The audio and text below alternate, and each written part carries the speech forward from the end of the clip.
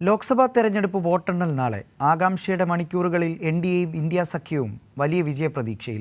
Exit പോളുകൾ എൻ.ഡി.എക്ക് വൻ നേട്ടമാണ് പ്രവചിച്ചിരിക്കുന്നത്. തുടർച്ചയായി മൂന്നാം തവണയും മോദി അധികാരം പിടിക്കുമോ, അതല്ല ഇന്ത്യ സഖ്യം അപ്രതീക്ഷിത മുന്നേറ്റം നടത്തുമോ എന്ന് നാളെ അറിയാം. 2.5 മാസത്തോളം നീണ്ട വോട്ടിംഗ് പ്രക്രിയയ്ക്കൊടുവിൽ അടുത്ത 5 വർഷം ഇന്ത്യ ആര് ഭരിക്കുമെന്ന് നാളെ അറിയാം.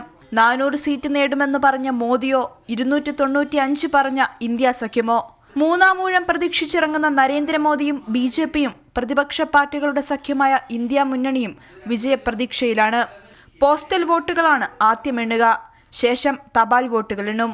8:30 ഇലക്ട്രോണിക് വോട്ടിംഗ് യന്ത്രങ്ങളിലെ വോട്ടുകൾ എണ്ണിത്തുടങ്ങും. പോസ്റ്റൽ EVM വോട്ടെണ്ണൽ പൂർത്തീകരിച്ച ശേഷം മാത്രമാണ് ഔദ്യോഗിക തെരഞ്ഞെടുപ്പ് ഫലപ്രഖ്യാപനം ഉണ്ടാവുക. രാജ്യത്തിന്റെ പ്രധാനമന്ത്രിയായി നരേന്ദ്രമോദി മൂന്നാം തവണയും ആധികാരികമായ ഭൂരിപക്ഷത്തോടെ അധികാരത്തിൽ എത്തുമെന്നാണ് എക്സിറ്റ് പോൾ പ്രവചനങ്ങൾ. 353 മുതൽ 392 സീറ്റുകൾ വരെ NDA നേടുമെന്നാണ് എക്സിറ്റ് പോൾ പ്രവചനങ്ങൾ. ഇന്ത്യ സഖ്യം 160 സീറ്റുകൾ മാത്രമേ നേടുമെന്നാണ് എക്സിറ്റ് പോൾ പ്രവചനം.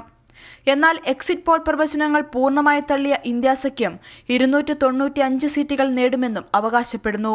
വോട്ടെണ്ണലിൽ സുതാര്യത വേണമെന്നും പോസ്റ്റൽ വോട്ടുകൾ ആദ്യമെണ്ണണമെന്നും കഴിഞ്ഞ തവണ ഇത് തെറ്റിച്ചുവെന്നുമാണ് ഇന്ത്യ സഖ്യം പറയുന്നത്. കൈരളി ന്യൂസ്, ദില്ലി.